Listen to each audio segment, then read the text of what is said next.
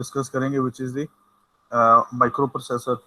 तो ये जिस तरह से कहते हैं कि मतलब कुछ लोग कहते हैं this is actually the brain of computer, क्योंकि जो भी प्रोसेसिंग है, इंस्ट्रक्शन जो प्रोसेस होती हैं वो माइक्रो प्रोसेसर के अंदर ही होती हैं। तो it is very important component. जाहिर सी बात है कि इसके बगैर कोई भी कंप्यूटर जो है वो कंप्यूटर सिस्टम जो है वो नहीं बन सकता। तो इसको आज हम डिस्कस करते हैं। तो इसको जो सीपीयू भी कहते हैं, CPU central processing unit, and यहाँ इसको कह लेंगे इससे कंप्लीट कंप्यूटेशन इंजन। तो पहले जिस वक्त आज हमने हिस्ट्री थोड़ी सी देखी थी, हिस्ट्री हमने जब देखी थी, जब हमने इसकी हिस्ट्री पढ़ी थी, तो उस वक्त जो है वो जो है वो उस जिस वक्त हमने देखा था, तो उसमें हमने ये देखा था कि ये तकरीबन 1971 में जो है वो मतलब ये अच्छा तो इसको कुछ भी कह सकते हैं, इसको कंप्यूटर से ब्रेन कह लें, मैसेंजर कह लें, रिंग मास्टर या बॉस कह लें, कुछ भी कह लें। और इनफैक्ट क्या होता है कि जो बाकी डिवाइसेस हैं वो सारी इसके अराउंड ही काम कर रही होती हैं, काइंड ऑफ। तो अगर आपको वो याद हो, हमने जिस तरह से बात की थी, वो जो शुरू में एक पहले लेक्चर में आई थिंक हमने एक आर्किटेक्चर डिस्कस किया था, उसमें हमने कहा था कि सीपीयू जो है मेन डिवाइस होती है, इसके साथ चार किस्म की डिवाइसेस जो है वो अटैच होती हैं। इनपुट और फिर हमारे पास जो है ना वो फिर आउटपुट डिवाइसेस होती हैं, और फिर उसके बाद तीसरे नंबर पे हमारे पास होती है स्टोरेज या मेमोरी डिवाइसेस का भी हमने लास्ट लेक्चर में उसके बारे में जो है वो हमने डिस्कस किया था। ठीक है। तो दिस इज सीपीयू, जिसकी कि सेंट्रल, एक तरह से कह लें कि उसकी हैसियत जो है वो सेंट्रल होती है, क्योंकि यही बाकी सब डिवाइसेस के साथ कोऑर्डिनेट करता है। और इनफैक्ट होता ही है कि जब तक सीपीयू कोई इंस्ट्रक्शन ना दे, उस वक्त तक कोई डिवाइस काम जो है वो नहीं कर सकती। ये इसमें एक बहुत इंपॉर्टेंट चीज़ है जो आपको याद रखने की ज़रूरत है। ठीक है। तो ये सारी डिवाइसेस जो है वो इसी तरह से काम करती हैं कि सीपीयू उनको कमांड इंस्ट्रक्शन देता है कि ठीक है जी, अब आप इनपुट डिवाइसेस अगर इनपुट लेनी है, और वो भी सीपीयू की कमांड पे काम करती है। सर आउटपुट डिवाइसेस जब आउटपुट देनी है, वो भी सीपीयू के डिवाइस पे, सीपीयू की इंस्ट्रक्शंस पे काम करती हैं। तो मेनली फिर ये सीपीयू है जो सारी की सारी डिवाइसेस को जो है उनके साथ जो है वो कोऑर्डिनेट कर रहा होता है। अच्छा, तो इसमें क्या है कि ये इसकी हिस्ट्री थोड़ी सी क्या है। अच्छा, इससे ये मैंने आपको बताया कि 1971 में जो है ये पहला माइक्रो प्रोसेसर इंटेल ने बनाया था। उसका नाम था इंटेल 4004। तो इंटेल की एक रवायत है कि ये शुरू में एटलीस्ट, अब तो ये कुछ अरसे से चेंज हो गई है, लेकिन शुरू से जो है वो ये था कि ये क्या करते थे कि ये ना नंबरिंग देते थे, जैसे ये 804004। तो बड़े अर्से तक इनका चलता रहा, फिर उसके बाद फिर उन्होंने नंबर छोड़ के नाम देना शुरू कर दिए। तो जैसे अगर आपको याद हो तो पेंटियम इनका जो है ना वो एक तरह से कह लें कि पहला एक आइकॉनिक कह लें कि प्रोसेसर था। अ, तो इस तरह से जो है ये जो आप कह लें कि ये फिर इन्होंने नाम देने शुरू कर दिए, पेंटियम 1, पेंटियम 2, इस तरह से। अब आजकल जो चल रहे हैं वो अगर आपको थोड़ा सा आइडिया हो तो कोर है, उनको हम कोर कहते हैं। कोर i3, कोर i5 और कोर i7, ये वो हैं जो डेस्कटॉप कंप्यूटर्स में मोस्टली यूज होते हैं। फिर इसके अलावा सर्वर क्लास अलहदा से प्रोसेसर हैं, वो एक अलहदा से इनके कह लें कि इनकी एक ब्रांड है, वो अलहदा से है।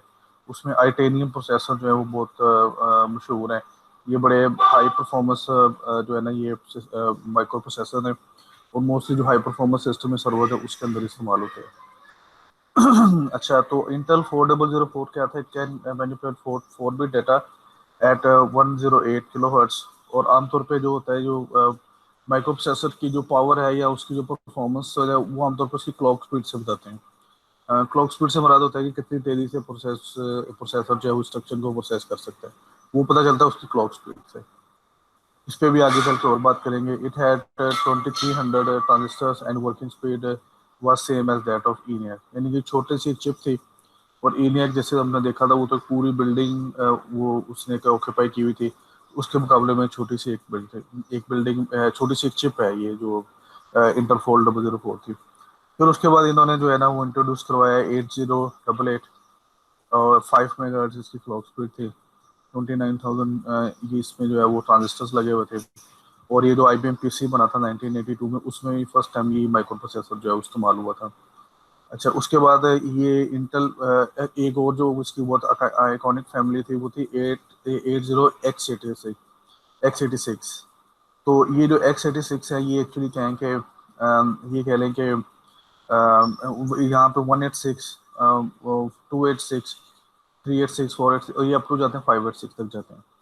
तो ये जो है ना, ये इसको इस तरह से इन ब्रीफ इसको जो है पूरा पूरा इसका जो कोड है वो 80X, जनरली इसको इस तरह से जनरलाइज ऐसे कर सकते हैं X86। तो लेकिन क्या है कि 186, 286, 386, तो ये थे। और ये तकरीबन कह लें कि ये भी बहुत कह लें कि पॉपुलर रहे अपने दौर के, बहुत आइकॉनिक ये प्रोसेसर थे। और बहुत सारे जो अर्ली सिस्टम्स हैं, जो बेसिकली हमारी जनरेशन के जो लोग हैं, उन्होंने इन्हीं सिस्टम्स पे काम करना शुरू किया था। ये 186 और 286 मशीन होती थी, और ये बड़ी हम्बल सी मशीन होती थी, इतनी ज़्यादा नहीं। आजकल तो इससे ज़्यादा पावरफुल जो है वो तो कैलकुलेटर्स या मोबाइल फोन से अवेलेबल है, इतनी पावरफुल ये थी। फिर 1993 में जो है वो इन्होंने पेंटियम फैमिली लॉन्च की थी। वो इसके X86 के बाद जो है ना, वो फिर उन्होंने पेंटियम फैमिली लॉन्च की थी, पेंटियम 1, 2, 3। ये सारे सिंगल कोर सिस्टम थे। यहाँ तक जो है ना वो ड्यूल कोर का मतलब मल्टी कोर का कॉन्सेप्ट ही था। पेंटियम में जो है ये भी सिंगल कोर सिस्टम थे। अभी सिंगल कोर डबल कोर का मैं मजीद आपको बताऊंगा, लेकिन आई थिंक पहले मैं आपको बता चुका हूँ कि एक कोर का मतलब होता है एक माइक्रो प्रोसेसर की चिप, और अगर एक ही पैकेज में एक से ज़्यादा चिप लगा दें तो फिर वो ड्यूल कोर जो है वो बन जाते हैं। तो पेंटियम फैमिली की जो थी वो जो इसकी क्लॉक स्पीड थी वो थी तकरीबन 60 मेगाहर्ट्ज से लेकर 3.6 गीगाहर्ट्ज तक। और नंबर ऑफ ट्रांजिस्टर्स पे अगर हम देखें तो नंबर ऑफ ट्रांजिस्टर्स जो है वो इसमें थे तकरीबन 3.1 मिलियन से लेकर 12.5 मिलियन तक। तो इंटरेस्टिंग बात यह है कि अब भी आप अगर कोई प्रोसेसर, अभी इंटेल का कोई प्रोसेसर खरीदे तो उसकी जो उसकी अगर अगर आप देखें कि उसकी क्लॉक स्पीड कितनी है, तो वो 3.6 गीगाहर्ट्ज से ज़्यादा जो है वो नहीं गई है। लेकिन अब जो है वो दूसरे कोशिश ये की जा रही है कि जो इंटेल वगैरह कंपनीज हैं ये कोशिश करती हैं कि कोई दूसरे तरीकों से जो है वो जो प्रोसेसर की जो परफॉर्मेंस है उसको इंक्रीज किया जाए। उसमें एक तरीका तो ये है कि उन्होंने क्या किया कि मल्टी कोर प्रोसेसर जो है वो बनाए। फिर इसके अलावा जो है वो थ्रेडिंग के जरिए, हाइपर थ्रेडिंग के जरिए, ये थ्रेडिंग भी एक टेक्निक है, इसके जरिए क्या कर सकते हैं कि वर्चुअल कोर्स से बनाई जा सकती है। जिस तरह हमने वर्चुअल मेमोरी की बात की थी, तो उसी तरह से क्या है कि वर्चुअल कोर्स जो है उसके जरिए बनाई जा सकती है। और तीसरा ये है कि जो कैश वगैरह इंट्रोड्यूस करवा के तो उसके जरिए जो है फिर वो प्रोसेसर की जो है वो परफॉर्मेंस को इंक्रीज किया जाए। तो शुरू में ये था कि जिस तरह से आप देखें ना कि इंटेल जो था पेंटियम फैमिली 6 मेगाहर्ट्ज से स्टार्ट हुई थी। तो उस वक्त ये था कि आप क्लॉक स्पीड इंक्रीज करते रहे, उससे फिर क्या होगा कि उससे CPU पर सेकेंड ज़्यादा पल्सेस जनरेट करेगा, तो ज़्यादा इंस्ट्रक्शन प्रोसेस कर सकता है। लेकिन थोड़ी कुछ अर्से के बाद इनको पता चल गया कि नहीं, ये इतना सिग्निफिकेंट फैक्टर नहीं है, तो इसके अलावा दूसरी चीज़ों पे जो है फोकस करना चाहिए। तो फिर इन्होंने इसको छोड़ के 3.6 गीगाहर्ट्ज ये मैक्सिमम थी जो पेंटियम फैमिली में थी, पेंटियम 4 प्रोसेसर में। तो लेकिन ये पेंटियम फैमिली सारी की सारी सिंगल कोर है। तो इसके बाद जो कोर फैमिली आई ना, जिस तरह से इन्होंने कोर इन्होंने इंट्रोड्यूस कराया, तो कोर टू ड्यू थे प्रोसेसर। ये थे ये ड्यूल कोर प्रोसेसर थे, जो सबसे पहले ड्यूल कोर प्रोसेसर आए थे। और सिंपली उसका मतलब ड्यूल कोर प्रोसेसर का मतलब ये था कि जहाँ एक पैकेज में पहले एक चिप बना रहे थे, उन्होंने कहा कि अब दो चिप जो है वो आप लगा दें। तो उस तरह से ड्यूल कोर प्रोसेसर जो है वो है। तो आजकल जो ज़्यादा से ज़्यादा नंबर ऑफ कोर्स है वो 6 हैं। हेक्सा कोर प्रोसेसर है, पेंटियम इंटेल के भी हैं, और इसके अलावा AMD के प्रोसेसर हैं जिनके अंदर 6 कोर जो है वो होती है। तो CPU की जो परफॉर्मेंस है वो किन फैक्टर्स पर डिपेंड करती है वो हमें देखना है। सबसे पहले जो है वो देखते हैं क्लॉक स्पीड उसकी। तो number of pulses generated by system clock. अच्छा, ये एक चीज़ ये है कि एक होता है सिस्टम क्लॉक, एक हमने बात की थी मेमोरी क्लॉक, जो कि CPU और मेमोरी के दरमियान में जो इंस्ट्रक्शन जो ट्रांसफर होती है तो उसको कंट्रोल करता है, वो अलग चीज़ है। ये सिस्टम क्लॉक है, ये CPU के अंदर होता है। और यही क्लॉक जो है ये एक्चुअली जो है वो कंट्रोल करता है कि कितनी इंस्ट्रक्शन जो है प्रोसेस होगी। तो जिस तरह आपको बताया कि इसको सिंक्रोनाइज करने के लिए टिपिकली हम क्या करते हैं कि जिस वक्त पल्स स्टार्ट होती है तो उस वक्त काम स्टार्ट, एक तरह से आप कह लें कि जिस तरह से लेट्स से कि हम काम करते हैं, हम हमारे पास एक टाइम चल रहा होता है। जिस तरह से क्लॉक है एक लगा हुआ है, वॉल पे क्लॉक लगा हुआ है, वो चल रहा है, तो हम उसके हिसाब से यदि पहला लेक्चर जो है वो इतने से इतने बजे तक, दूसरा लेक्चर इतने से इतने बजे तक, तो जस्ट लाइक दिस के सीपीयू के अंदर एक्टिविटीज को सिंक्रोनाइज करने के लिए सिस्टम क्लॉक को यूज करते हैं। और जिस तरह से मैंने बताया कि टिपिकली एक कॉन्सेप्ट ये था कि जितनी क्लॉक स्पीड ज़्यादा होगी उतनी ज़्यादा सीपीयू की परफॉर्मेंस जो है वो ज़्यादा होगी। लेकिन कुछ अरसे के बाद ये फिर लोग कहा कि नहीं, ये इतना कुछ सिग्निफिकेंट नहीं है, तो फिर दूसरे तरीकों की मदद से जो है वो सीपीयू की परफॉर्मेंस को इन्हांस किया गया। मैक्सिमम जो स्पीड गई, अब भी जो प्रोसेसर हैं उनकी जो मैक्सिमम क्लॉक स्पीड है वो 3.6 गीगाहर्ट्ज़ से ज़्यादा जो है वो नहीं है। तो ये है कि मल्टी कोर होते हैं, एक से ज़्यादा कोर होती हैं, उसकी वजह से वो कह लें कि आप समझ लें कि एक ही सिस्टम में दो प्रोसेसर जो है वो लगे हुए। फिर नंबर ऑफ ट्रांजिस्टर है, उसके अंदर नंबर ऑफ ट्रांजिस्टर जो है वो कितने हैं, तो इट डिपेंड्स कि वो कितने ट्रांजिस्टर, उसके जितने ज़्यादा ट्रांजिस्टर होंगे, ये हम शुरू से देखते हैं कि डिजिटल कंप्यूटर्स में ट्रांजिस्टर का रोल बहुत ही इंपॉर्टेंट होता है। तो जितने ज़्यादा ट्रांजिस्टर होंगे उतनी ज़्यादा उसकी जो है वो स्पीड होगी। तो जैसे देखें कि जो कोर टू ड्यू है, कोर टू अभी जब इसका भी मैंने आपको रेफरेंस दिया था कि ये ड्यूल कोर प्रोसेसर है, तो इसमें 820 मिलियन ट्रांजिस्टर जो है वो होते हैं। और हाई एंड जैसे कि जियोन प्रोसेसर है, एक मैंने टाइटेनियम की एग्जांपल दी थी, ये जियोन जो है इंटेल जियोन, ये भी सर्वर क्लास प्रोसेसर है, तो इसके अंदर 1.9 बिलियन ट्रांजिस्टर होते हैं।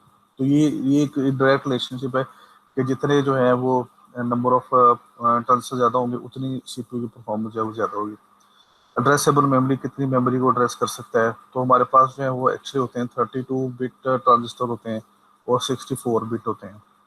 तो ये एक्चुअली होता ही है कि 32 बिट का मतलब ही होता है कि दिस इज इक्वल टू, अगर आप इसको इसको अगर आप देखें तो ये कितनी कितनी मेमोरी एक्सेस कर सकता है, कितना कितनी इसकी कैपेसिटी है, उसका सिंपल सा फार्मूला है कि 2^32 करे। तो इसको हम इस तरह से लिख सकते हैं, we can write like this, 2^30 multiply by 2^2। तो 2^30 आपको पता है कि this is equal to 1 gigabyte, and 2^2 is equal to 4, तो इसका मतलब है 4 GB। तो इसका मतलब ये है कि अगर कोई 32 बिट प्रोसेसर है तो उसके साथ आप क्या कर सकते हैं, तो उसके साथ मैक्सिमम 4 GB रैम उसके साथ लगा सकते हैं, इससे ज़्यादा मेमोरी उसके साथ आप नहीं लगा सकते। उसकी रीज़न क्या होती है कि 32 बिट जो है ये उसकी जो मेमोरी बस है उसकी विड्थ होगी। तो मेमोरी बस जो है वही जो सीपीयू और रैम के दरमियान में जो मेमोरी बस होती है वही इस्तेमाल होती है डाटा ट्रांसफ़र के लिए, उसके ज़रिए डाटा ट्रांसफ़र और उसी के ज़रिए एड्रेस जाता है। तो मैक्सिमम जो एड्रेस वो भेज सकता है वो 32 बिट का एड्रेस होगा। तो 32 बिट का भी अगर एड्रेस हो तो उसका मतलब है कि मैक्सिमम वो 4 GB तक जो है वो मेमोरी को एक्सेस कर सकते हैं। इससे ज़्यादा अगर एक एक बिट भी इससे ज़्यादा हो जाएगी तो उसका उसका एड्रेस जो है वो 32 बिट पे सेंड नहीं किया जा सकता। उसके लिए 32 बिट से ज़्यादा मेमोरी 32 बिट से ज़्यादा पासवर्ड जो है वो चाहिए होगी। तो ये सारे एड्रेस, सारे का सारा एड्रेस है जो एक ही गो में भेजना होता है। तो इस तरह से अगर आप 64 में देखें तो 64 का क्या मतलब है कि इसको भी आप इस तरह से 2^64 कर सकते हैं, 2^60 इंटू 2^4।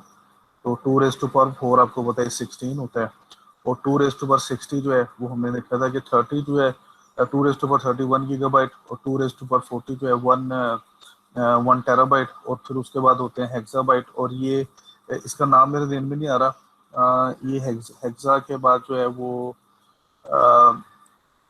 मेरे जेहन से एकदम से स्लिप हो गया। तो सिंपली आप कह लें कि टेराबाइट, फिर हेक्साबाइट, और हेक्साबाइट के बाद फिर एक और यूनिट होता है। तो इस क्वाइट लार्ज, या अदरवाइज आप इसको इस तरह से कह सकते हैं कि इसको it's much much bigger than terabyte, terabyte से भी जो है ना ये आगे की गेम। तो this is very huge memory, आप इसको कह सकते हैं कि वो लिमिटलेस मेमोरी को एक्सेस जो है वो कर सकता है, एटलीस्ट आजकल के हिसाब से जो है वो जितनी मर्जी अनलिमिटेड मेमोरी को एक्सेस कर सकता है। तो मोस्टली जो प्रोसेसर है ना वो 64, आप ये कह लें कि ये 64 बिट प्रोसेसर है आजकल के जितने भी हैं। तो इसलिए इनकी इनकी कैपेसिटी जो है वो बहुत ज़्यादा है। फिर हमने देखना होता है कि लेवल 2 कैश कितनी है।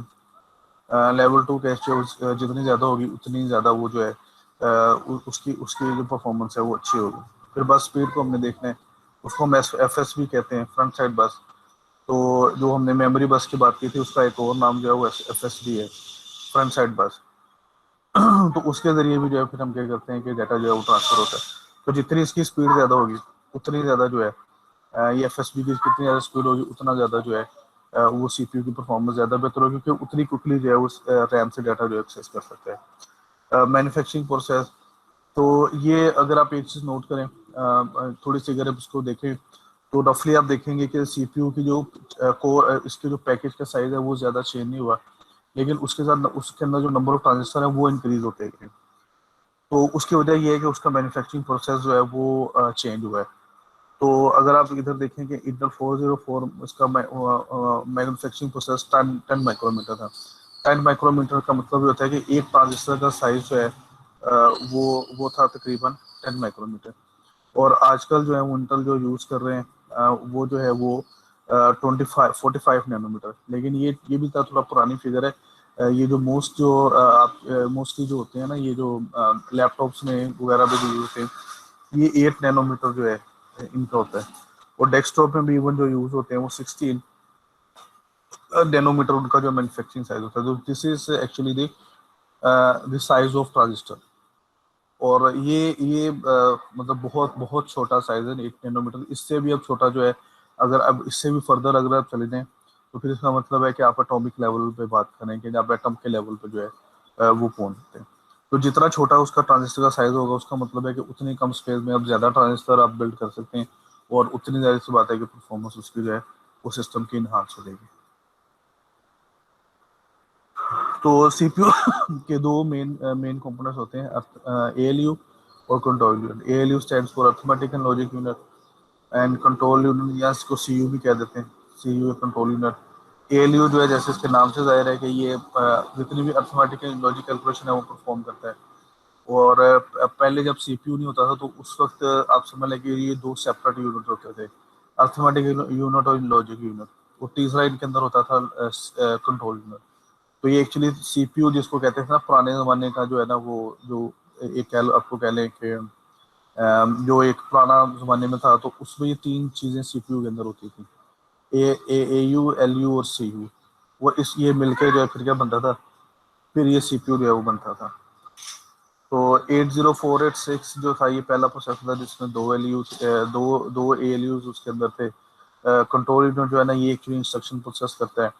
तो यही वो जो यूनिट है जो कि एक्चुअली क्या करता है कि वो जो इंस्ट्रक्शन को प्रोसेस करता है वो ये वाला होता है। और अगर उसके उन इंस्ट्रक्शन के नतीजे में कोई कैलकुलेशन करनी पड़ती है, कंप्यूटेशन करनी पड़ती है, तो वो फिर जो है फिर ये एएलयू जो है वो परफॉर्म करता है।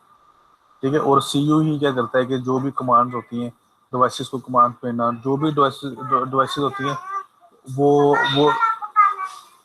वो वो इसी की कमांड पे, सीईओ की कमांड पे जो है वो काम करते हैं। अच्छा, उसके बाद जो इम्पोर्टेंट चीज़ होती है वो है कि सीपीयू रजिस्टर होते हैं। सीपीयू के अंदर small high speed memory location होते हैं जिनको रजिस्टर्स कहते हैं, लेकिन ये बहुत कम होती हैं। ये सिर्फ इतनी होती है कि इंस्ट्रक्शन में इस्तेमाल होने वाले जो ऑपरेंड्स हैं वो उसके अंदर जो है वो स्टोर कर सकते हैं। तो हर रजिस्टर का एक स्पेसिफिक टास्क होता है। जैसे एक प्रोग्राम काउंटर रजिस्टर होता है, ये एक्चुअली करता है कि जो नेक्स्ट इंस्ट्रक्शन का रिजल्ट होता है वो प्रोग्राम काउंटर के बाद होता है।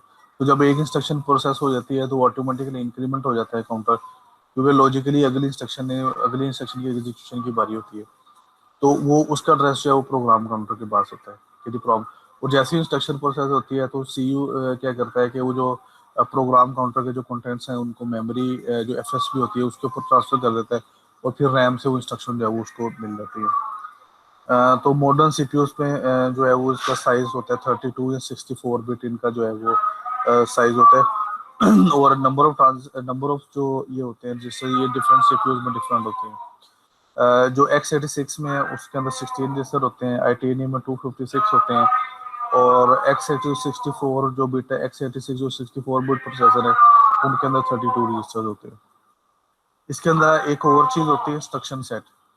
इंस्ट्रक्शन सेट बेसिकली क्या होता है कि ये वो इंस्ट्रक्शन होती है जो कि एक सीपीयू कैन एग्जीक्यूट कर सकता है, और ये बहुत ज़्यादा नहीं होती। ये थोड़ी सी इंस्ट्रक्शन होती हैं, ये बहुत ज़्यादा इंस्ट्रक्शन जो है वो इसके अंदर जो है वो नहीं होती। इनफैक्ट जो भी आप काम सीपीयू पे कोई भी काम आप परफॉर्म करते हैं तो वो सारे के सारे जो है वो आप कह लें कि ब्रेक डाउन होके लो लेवल पे जाके इन्हीं ऑपरेशन में जो है वो कन्वर्ट होते हैं। जैसे उसमें अर्थमेटिक ऑपरेशन है, अर्थ में ऐड और सबट्रैक्ट, ये तो हमने हाई लेवल लैंग्वेज पे लिखा है, लेकिन जब अगर सीपीयू के टर्म में बात करेंगे तो कोई इस तरह से कोई मशीन कोड 0 और 1 का कोई कोड कॉम्बिनेशन होगा।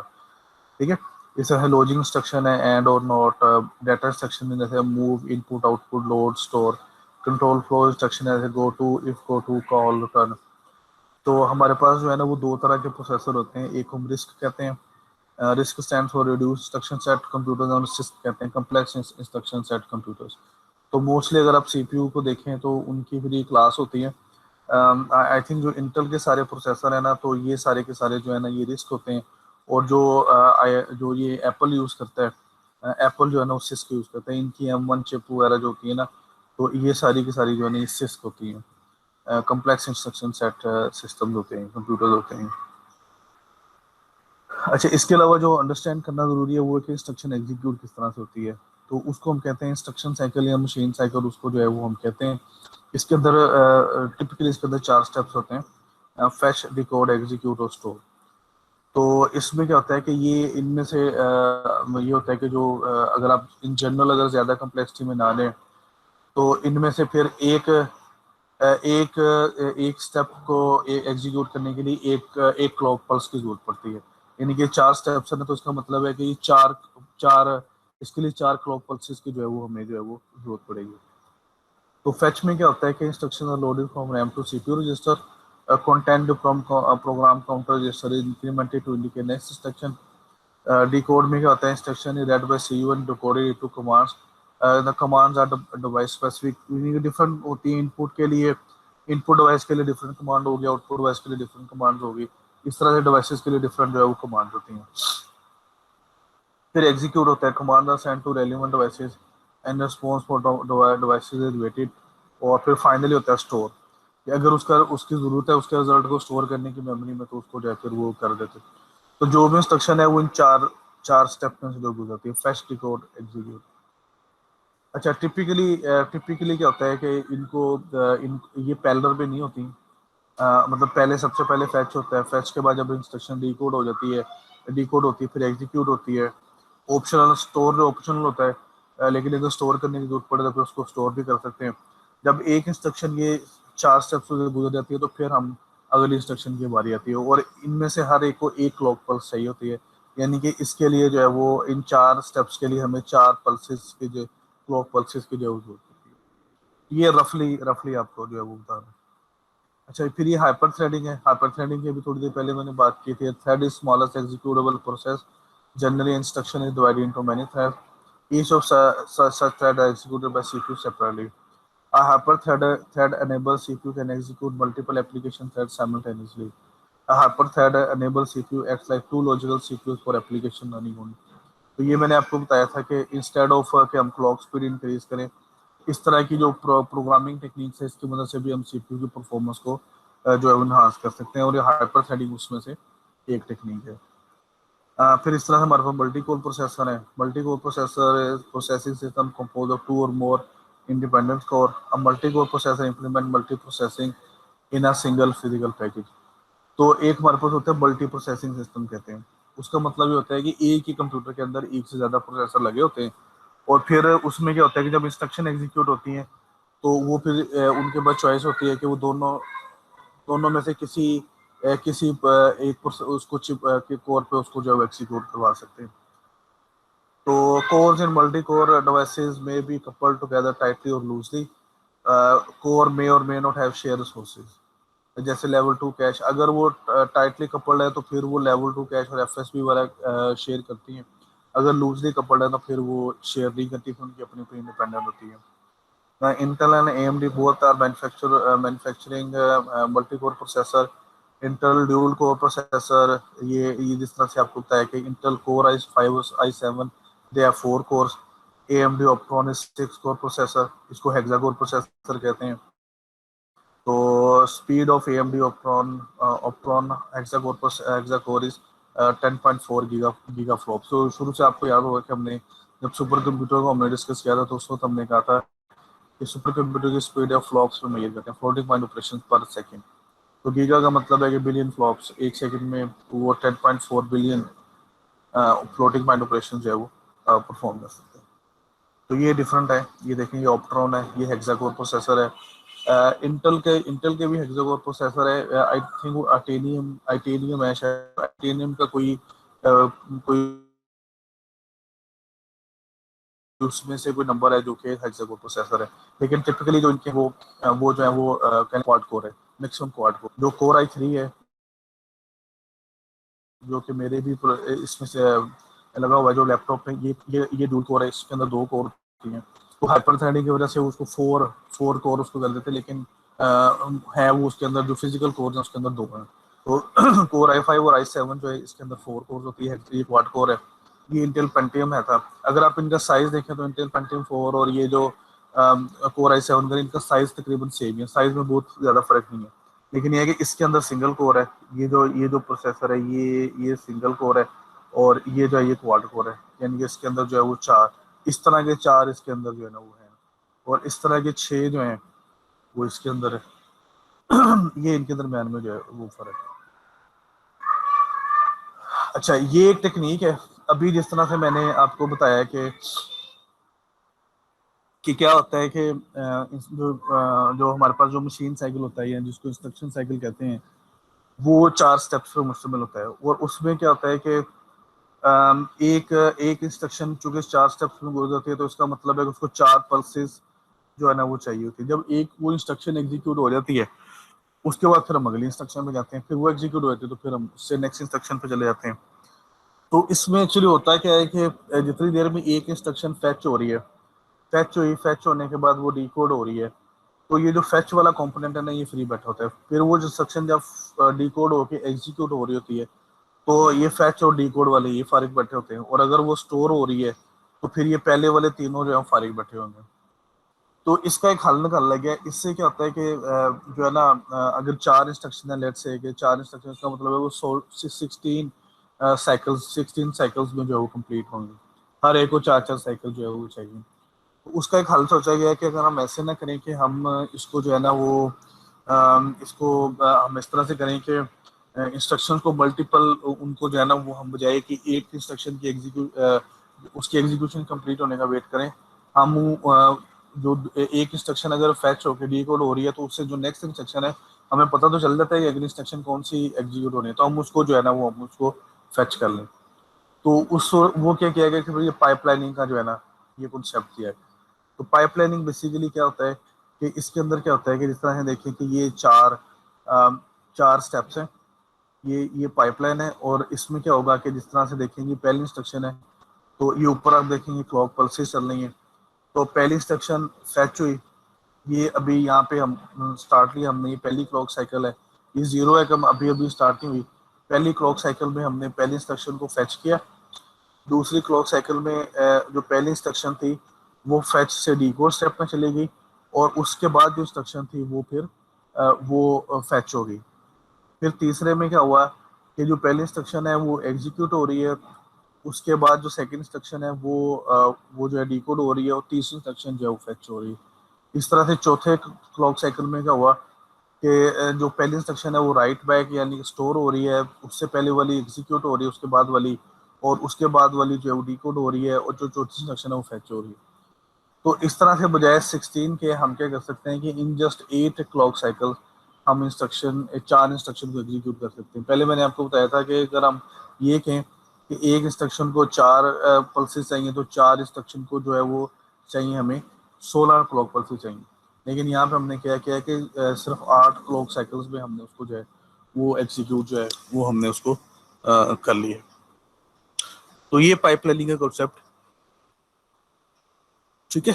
तो इसमें क्या है कि instruction have to wait to be fetched by CPU unless preceding section complete this cycle. Sources like RAM also wait to complete the machine cycle of one instruction.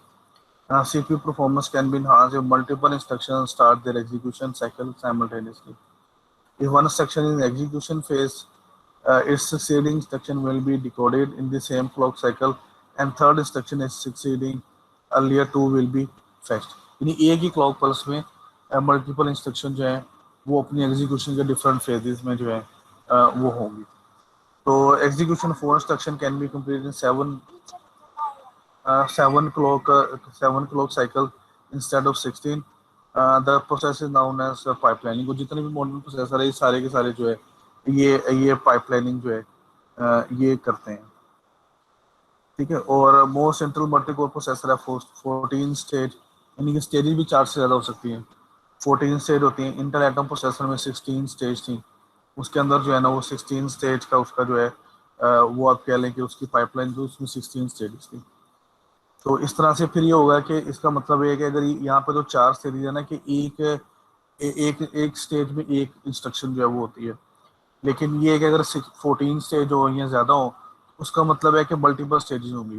तो इट्स मीन के एक से ज़्यादा इंस्ट्रक्शन जो है वो fetch हो रही होंगी, एक से ज़्यादा इंस्ट्रक्शन जो है वो डिकोड हो रही होंगी, एक से ज़्यादा इंस्ट्रक्शन एग्जीक्यूट हो रही होंगी। तो इस तरह से एक ही स्टेज में एक से ज़्यादा इंस्ट्रक्शन जो है फिर जो है वो होंगे। बेटे जस्ट मुझे 1 मिनट दीजिएगा। तो ये है जी पाइपलाइनिंग का कॉन्सेप्ट। और जी यहाँ तक क्वेश्चन है, कंफ्यूजन है तो वो आप पूछ सकते हैं, फिर हम आगे चलते हैं। जी बेटा।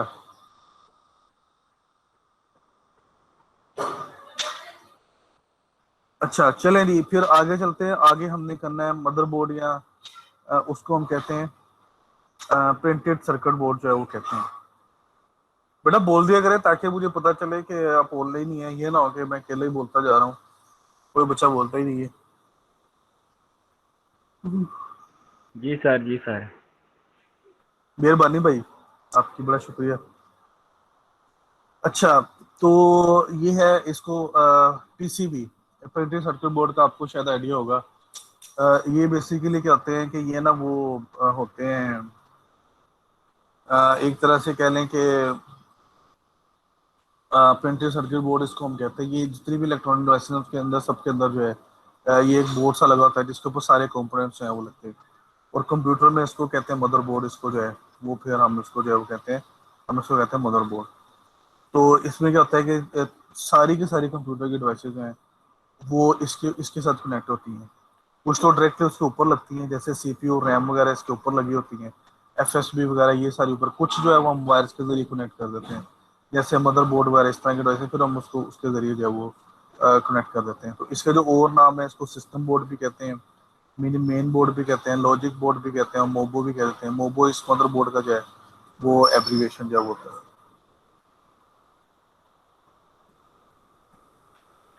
तो ये हमारे पास एक इसका टिपिकल एक मदरबोर्ड का एक लेआउट है। तो इसमें अगर आप देख लें कि ये जो है ना ये सॉकेट है फॉर सीपीयू, यहाँ पे सीपीयू जो है वो लगता है। और इसके अलावा ये जिस तरह से आपको मैंने बताया था कि ये हमारे पास 4 पोर्ट होती हैं, मेमोरी मेमोरी के लिए होती है, यहाँ पे आप मेमोरी चिप्स कर सकते हैं। ये एफ फ्लोपी ये होता है फॉर हार्ड डिस्क। इसमें फिर नॉर्थ एक नॉर्थ ब्रिज चिपसेट कहते हैं, साउथ ब्रिज कहते हैं। फिर ये यूएसपी होती हैं ये। इसके अलावा ये आप कह लेंगे एजीपी स्लॉट्स, इसके अंदर आप एक्सटेंशन कोई अप्लाई कर सकते हैं, कोई एक्सटेंडेड कोई इसके अंदर जो है ना वो कोई हार्डवेयर वगैरह लगा सकते हैं। चूंकि ये एक ये जो है ना ये एक आप ये कह लें कि डेस्कटॉप कंप्यूटर का है, तो इसकी बैक साइड पे क्या होता है कि कनेक्टर्स होते हैं। अभी मैं आपको ये भी दिखाता हूँ कि बैक साइड से भी हम इसको जो है वो देखते हैं। तो ये टिपिकल होता है। इस तरह से आप देखेंगे इसके अंदर आपको एक कैपेसिटर नजर आ रहे होंगे, इस तरह से इंडक्टर होते हैं इसके अंदर। फिर ये मेनली आपको जो है यहाँ पे डिफरेंट किस्म के आईसीज नजर आ रहे होंगे, ये आईसीज हैं। ये एक क्लॉक होता है, ये बेसिकली बायोस का जो क्लॉक होता है उसके लिए बैटरी होती है। ये इवन कंप्यूटर अगर बंद भी हो जाए तो ये काफी अर्से तक जो है ना ये चलता रहता है। अच्छा जी। तो इसके डिफरेंट फॉर्म फैक्टर्स होते हैं। फॉर्म फैक्टर्स का मतलब होता है कि उसका साइज कितना होता है। ये जो है ये अब जो आपको ये नज़र आ रहा है ये स्टैंडर्ड एटीएक्स है, ये आमतौर पर डेस्कटॉप में होता है। ये माइक्रो एटीएक्स ये भी उसके ज़्यादा जो है वो डेस्कटॉप का है। फिर उसके बाद ये मिनी एटीएक्स वगैरह जो है ना ये नाइनो ये जो है ना ये ज़्यादातर जो है वो लैपटॉप्स के या वो जो हैंडल डिवाइसेस वगैरह उसके अंदर जो है वो उसके अंदर जो है वो यूज़ होते हैं।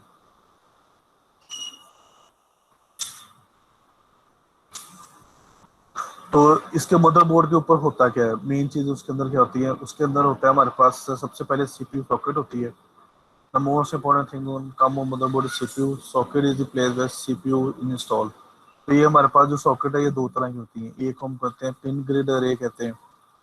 पिन ग्रिड अरे का मतलब होता है कि उसके अंदर जैसे ये अगर आप देखें ना, ये जो सारी पीकी हैं, तो अगर आप गौर करें ना तो इसके अंदर जो है ना वो होल्स हैं, ये होल्स हैं। तो पिन जो पिन होती है वो पिन इसके अंदर जो है वो लग जाती है। तो जो पुराने थे ना, जो इंटेल 4 थे, तो उसके अंदर जो है ना पिन होती थी माइक्रो प्रोसेसर के। अगर ये पीछे महल में मैं अगर आपको तस्वीर दिखाऊं तो नहीं, ये उल्टा नहीं है।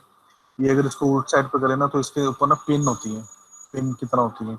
ये देखें, ये पिन नहीं है, दीज आर नॉट पिन। तो इसके लिए जो सॉकेट होती है वो डिफरेंट होती है। तो ये जो पीजी होती है ये पिन के लिए होती है, लेकिन ये पुराने जो इंटेल थे उनमें इस्तेमाल होती थी। तो पीजीए इसका नुकसान ही होता था कि अगर प्रोसेसर की एक भी पिन खराब हो गई ना, पूरे पूरे का पूरा प्रोसेसर खराब है, तो उसको बड़ा केयरफुली इंस्टॉल करना पड़ता था। तो उसके बाद फिर इन्होंने थोड़ा चेंज किया कि यार ये थोड़ा खतरा है, तो इन्होंने फिर उसको क्या किया कि इसको उन्होंने कर दिया लैंड ग्रिड अरे में। एल जी ए उसको कहते हैं। अब लैंड ग्रिड अरे में क्या होता है, जो पिन होती है ना वो सॉकेट के साथ लगा देते हैं। वो जो प्रोसेसर होता है ना उसमें कोई पिन नहीं होती। जैसे ये देखेंगे इसमें कोई पिन नहीं है, पिन की जगह पे यहाँ पे ये डॉट्स बने हुए हैं जस्ट। तो आप सिंपली क्या करना है आपने कि ये इसको, ये जो पैकेज है इसको आपने वो सॉकेट के ऊपर रख देना है। Okay sir. अच्छा, इसमें हाँ इसमें जो है वो क्या है कि सीपीयू सॉकेट्स हैं, दो तरह की होती है। एक को हम पीजीए कहते हैं, दूसरी को हम एलजीए कहते हैं। पीजीए एलजीए ये मैं आपको यहाँ से दिखा देता हूँ कि ये देखिए ये पीजीए है। इसके अंदर जो है ना वो पिन लगी हुई है इस तरह से। सीपीयू जो है ना वो जो चिप होगी ना, जो उसका पैकेज होगा, तो पैकेज के ऊपर जो है ना वो चिप्स जो है ना वो चिप जो है ना वो लगी होती है। तो इसमें क्या होता है कि वो जो आपकी जो सॉकेट होगी ना, तो सॉकेट में इस तरह से होल होंगे। तो वो होल के ऊपर इस तरह से आप उसके अंदर जो है ना इसको फिट कर देते हैं।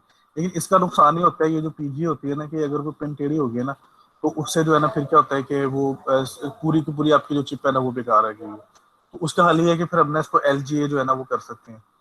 एल या लैंड ग्रिड अरे इसको हम कहते हैं। इसमें क्या होता है कि पिन जो होती है ना वो सॉकेट पे लगी होती है, और यहाँ पे जो कोर जो है ना पैकेज है ना उसके ऊपर जो है ना वो सिर्फ जो है ना वो सिर्फ जो है ना डॉट्स लगे हुए। अब आपने सिंपली इसको करना है कि इसको उसके ऊपर जो है ना वो आपने जो है ना वो आपने जो है ना वो रख देना है।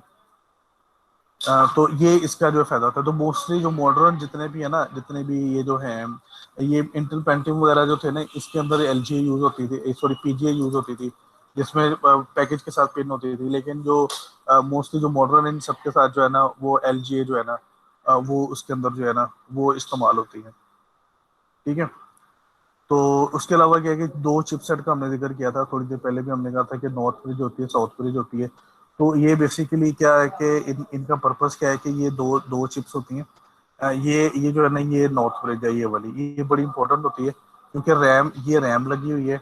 रैम और सीपीयू के दरम्यान में जितनी भी कम्युनिकेशन हो रही है, तो उसको जो है ना ये जो है ना ये नॉर्थ ब्रिज जो है ना यही कंट्रोल करता है। और इस तरह से ये जो है ना ये साउथ ब्रिज है। ये साउथ ब्रिज का जो है वो उसका काम ये होता है कि जो बाकी की जो इनपुट आउटपुट वैसे हैं, उनके साथ जो है ना जो कम्युनिकेशन होती है, उसको जो है फिर क्या करता है कि उसको उसको जो है ना फिर ये साउथ ब्रिज जो है ये उसको जो है फिर कंट्रोल करता है। अच्छा, तो ये इसका जो है ये इसका होता है। तो अगर आप देखें तो सबसे मेन तो जो वो होता है वो आप कह लें कि सीपीयू होता है। सीपीयू के बाद जो दूसरे नंबर पर सबसे इम्पोर्टेंट कह लें कि चिप इस मदरबोर्ड के ऊपर होती है, वो कंप्यूटर या ओवरऑल पूरे कंप्यूटर के अंदर होती है, वो ये नॉर्थ ब्रिज होती है। और नॉर्थ ब्रिज के बाद फिर जो तीसरे नंबर पे होती है ना वो होती है साउथ ब्रिज। तो ये तीन जो है ना ये तीन बहुत इंपॉर्टेंट होती हैं। तो ये मदरबोर्ड के ऊपर ही होती है, ये चिप सेट इसको कहते हैं। तो ये मदरबोर्ड के ऊपर ऑलरेडी लगे होते हैं, आपको अलहदा से लेने की जरूरत नहीं होती। प्रोसेसर तो आप अलहदा से लेते हैं, लेकिन ये जब मदरबोर्ड लेते हैं तो उसके अंदर नॉर्थ ब्रिज और साउथ ब्रिज उसके ऊपर जो है फिर वो उसके अंदर जो है वो लगी हुई होती है। ठीक है। तो नॉर्थ ब्रिज को जो है वो मेमोरी कंट्रोलर हब या इंटीग्रेटेड मेमोरी कंट्रोलर भी कहते हैं। और सीपीयू के और रैम के दरम्यान में जो कम्युनिकेशन होती है थ्रू एफएसक्यू वो इसके जरिए होती है। और साउथ ब्रिज को आईओ कंट्रोलर हब भी कहते हैं, या इसको आईसीएच भी कहते हैं, प्लेटफॉर्म कंट्रोलर हब भी जिसको भी वो भी इसको जो है वो कहते हैं। ठीक है। तो ये उसका एक जनरल उसकी डायग्राम है, ये देखें। ये नॉर्थ ब्रिज है, ये मेमोरी है, रैम जहाँ पे मेमोरी स्लॉट यहाँ पे रैम लगती है, और ये जो है ना ये सीपीयू है। तो इसको जो है ना वो इस तरह से जो है ना वो हम इसको जो है ना वो कनेक्ट करते हैं। तो इस तरह से ये साउथ ब्रिज है। तो ये साउथ ब्रिज जो है ना ये बाकी जो हार्ड डिस्क वगैरह है या जो भी आप कीबोर्ड माउस वगैरह लगाते हैं वो सारे के सारे उसकी जो कम्युनिकेशन है वो सारी की सारी जो है उसको साउथ ब्रिज जो है वो कंट्रोल करता है। अच्छा, इसी तरह से हमने ये देखी थी कि ये बायोस होती है, BIOS stands for basic output input output system. और इसका जो काम है वो ये है कि इसने क्या करना है कि ये छोटी सी चिप होती है कंप्यूटर के मदरबोर्ड के ऊपर लगी होती है। बेसिकली इसका काम क्या होता है कि जब कंप्यूटर ऑफ हो जाता है ना, तो रैम के अंदर कुछ भी नहीं होता, रैम बिल्कुल एम्प्टी होती है, खाली हो जाती है। उस वक्त क्या होता है कि फिर बायोस काम करते हैं। तो जब आप कंप्यूटर ऑन करते हैं ना, तो आप देखते हैं कि आप उसमें देखेंगे शुरू में आ रहा था keyboard connected, mouse board connected, इस तरह से आ रहा होता है। तो वो उसको हम बोलते हैं पोस्ट, पोस्ट कहते हैं उसे, POST। वो जो मैसेज वगैरह आ रहे थे ना, POST stand for power on self test, उसको जो है ना वो हम कहते हैं। तो कंप्यूटर जब ऑन होता है ना, अब उसको नहीं पता होता कि जब वो ऑफ था तो उसके दौरान में कोई डिवाइस लगाई गई या उतार ली गई। तो सबसे पहले वो करता है कि पोस्ट परफॉर्म करता है। तो बायोस का नहीं होता है कि उसने पोस्ट परफॉर्म होता है। पोस्ट परफॉर्म करने के बाद क्या करता है कि बायोस के पास एक इंपॉर्टेंट एड्रेस होता है। हार्ड डिस्क में एक बूट सेक्टर होता है। बूट सेक्टर क्या होता है कि उसके पास ऑपरेटिंग सिस्टम की इंस्ट्रक्शंस कहाँ कहाँ पड़ी हुई हैं, उसका उसका सारा जो एड्रेस होता है ना, वो बूट सेक्टर के पास होता है। अब क्या करता है कि जब ये पोस्ट हो जाता है ना, पोस्ट के बाद क्या करता है कि जो बायोस है ना, जब कंप्यूटर स्टार्ट होता है ना, तो आप समझ लें कि रैम के तौर पे बायोस काम कर रही होती है। तो उसके बाद क्या होता है कि जो ये बायोस क्या करती है कि जो बूट सेक्टर के कंटेंट्स है ना, वो रैम के अंदर डाउनलोड कर लेती है।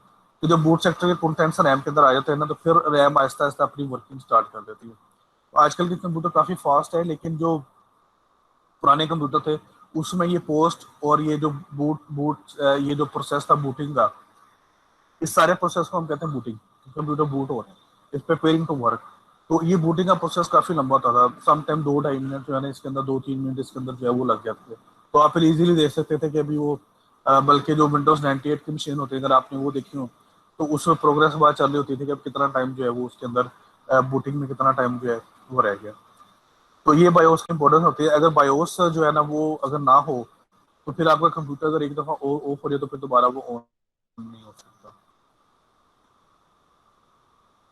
अच्छा, इसके जो है वो बसेस होती हैं। बसेस जो है वो क्या है कि दीज वायर्स और चैनल्स, पहले भी हमने बात की थी। तो मदरबोर्ड के ऊपर जो बसेस होती हैं उसको हम इंटरनल या लोकल बसेस कहते हैं। तो ये कई किस्म की होती हैं, उनके नाम है ISA, EISA, PCI, AGP वगैरह होती है। ये एक्चुअली डिफरेंट किस्म की डिफरेंट, इसमें क्या होता है कि आपने हार्डवेयर कनेक्ट करना है ना, तो उसके डिफरेंट डिफरेंट जो है ना उसकी स्लॉट जो है ना वो होती है। तो वो फिर आप उसके ऊपर जो है ना, फिर उसके ऊपर जो है ना वो फिर आप उसके ऊपर लगा सकते हैं। तो ये अगर आप ये देखें यहाँ पे, तो दीज आर एक्सपेंशन, इसको एक्सपेंशन स्लॉट्स भी कहते हैं।